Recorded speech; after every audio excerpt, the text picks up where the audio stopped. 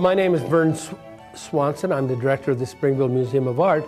I've been here 32 years now, and 26 of those years we've been fortunate enough to sponsor the Religious and Spiritual Art of Utah exhibition. It began in 1985. I had a visit from David Nemelka Jr., Senior, of Mapleton, and he said he wanted to do an exhibition for children called The Christmas Lamb, and it would be a show dealing with the Christmas season. And I thought, well, what about the professional artists? There are no exhibitions for professional artists. Now, this was 26 years ago. The Church Museum of History and Art had not been built. BYU Museum had not been built. The Mormon Festival of Arts had become defunct about 1 year before this time, in 1984, 83, 84. And so I was thinking that there was a real vacuum, a great need for an exhibition that would grapple with the deepest core beliefs and values, spiritual aspirations of our adult Utah artists. So I thought, why don't we couple the two shows together? And so I said, we'll do the show for children if you'll help sponsor the show for the adults as well.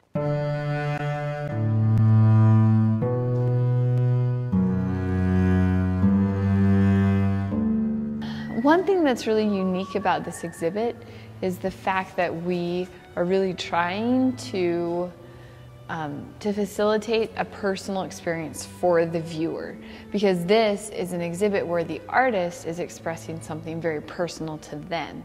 We wanted the viewers to have a chance to respond physically in a written way to some of the works of art in the exhibit. So we have come up with just these little cards that we hand out to everyone that comes here, along with the brochure for this year's show. And it invites them to write a note to one of the artists about their piece. It's a really cool way to involve the visitor more, in a more tangible way, with the artwork itself. But also, our museum exists to put up exhibitions for the public and our patrons, but also a lot of our exhibits are for our Utah artists, to promote them and to give them a venue year after year. And so we thought, not only with those cards, our visitors get to express something, but we can give those to the artists as feedback about their work. So we're hoping that that way it is beneficial and exciting and interesting for the different groups of people that we serve here at the museum. With this show, we have artists, a whole range of artists that submit work. And some artists are really well known, established artists, especially maybe with works that are of a more religious nature. But then there's some artists who they aren't doing this full time. It's not their livelihood, but they love to do it. And that's one of the things I really love about these exhibits is meeting the artists who say, you know, my work got included in your exhibition. It's never been in a museum before. I'm so excited. I'm bringing my whole family and my whole neighborhood to see the show. And so we've got some kind of up and comings and some that just kind of come out of nowhere and amaze us with some of their work. Just really interesting because he said, you know, I'm not an artist. I think he said I'm a blacksmith. I'm not an artist. But he came up with the sculpture he titled Original Blessing, which is a really, it's just a very unique portrayal of the concept of Eve. And he told me himself, frankly, I don't ascribe to any religion. I believe this is a story, but he's like, I've also felt that Eve has always gotten kind of a bad reputation throughout history, and so he just takes old parts, old metal and steel and copper parts, and he creates these. But I loved it because he said, you know, I'm not an artist, I'm just a blacksmith. This one is that idea of a theophany, that many of those prophets in the Christian biblical tradition, when they did have these face-to-face encounters with God, there was always this fire and great glory.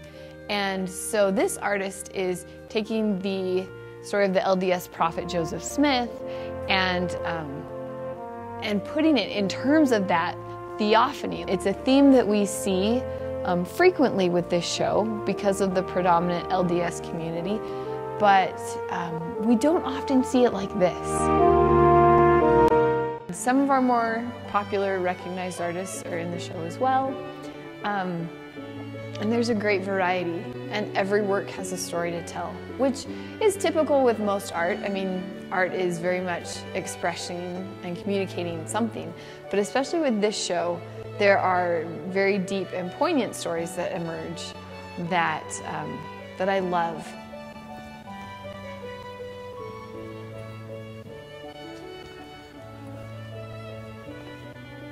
This is one I was really with.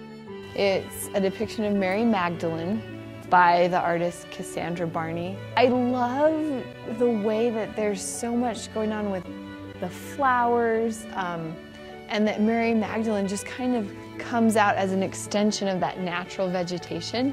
Beautiful. And Cass has included a lot of symbols in this painting. The primrose flower, which is a symbol of the resurrection and of compassion. So kind of striking the chord of some of what she perceives as some of Mary's attributes of compassion, but also that symbol of resurrection, and the flowers, just wonderful.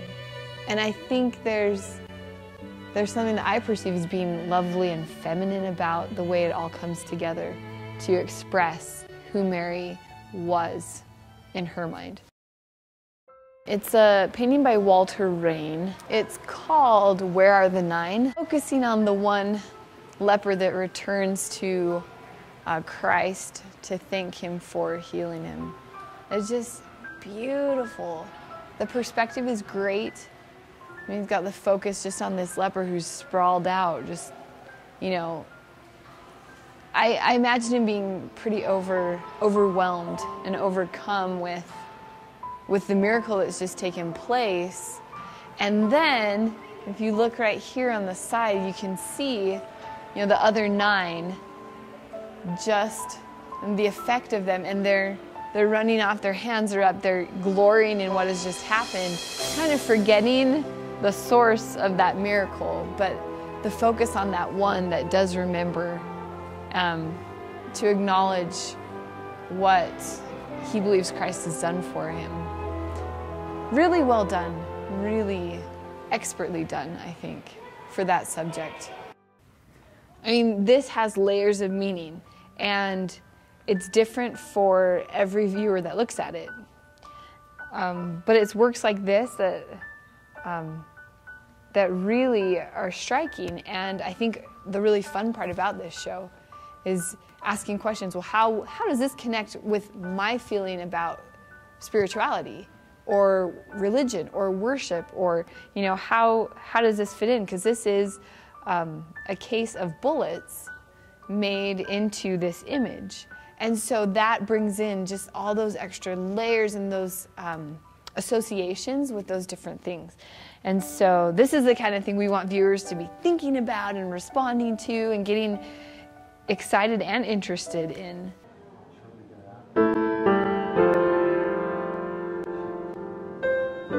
This painting behind me, it's a commission, and it's called Gadara. The narrative of the painting is that Christ has cast the spirit into the swine.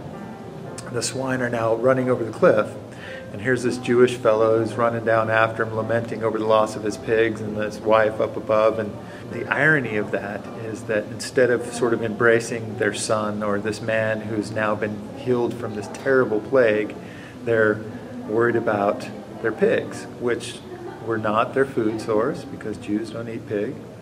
And it was really excess. It represented wealth. And so they're watching their pigs head over this cliff, and not focused on what really matters. And so it's sort of a metaphor that they're casting Christ out of their life and not seeing what truly matters in front of them. If I could create a painting that was provocative enough for people to ask the question, what's going on here, then this story could be told.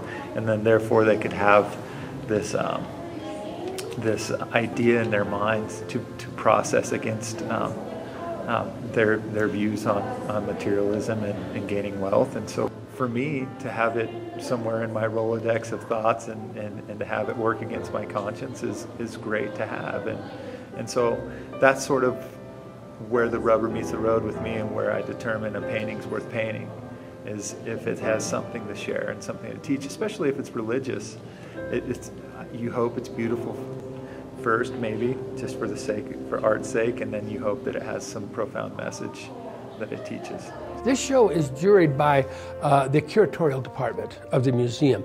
We don't bring in any outside jurors, but there's about 5 or 6 of us who jury the show, and we take a long time doing it. We take 3 days.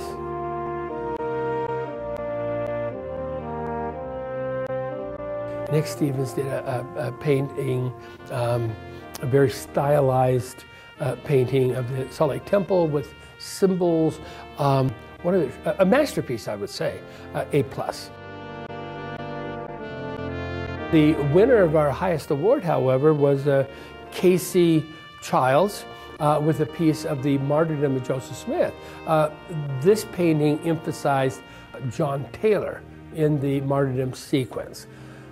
An absolute masterpiece, painted technically as well as any artist in the state of Utah.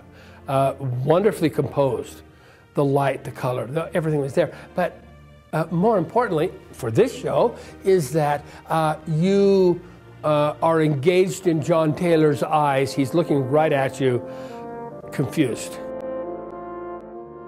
This exhibit, we started and finished it within less than 2 weeks' time of working days, and there's no way that we could get the exhibit up and that it would be as successful as it is without our amazing volunteers. We have volunteers from the community, we have interns from the surrounding universities, and even from the high school that come in and help us, and they do a phenomenal job.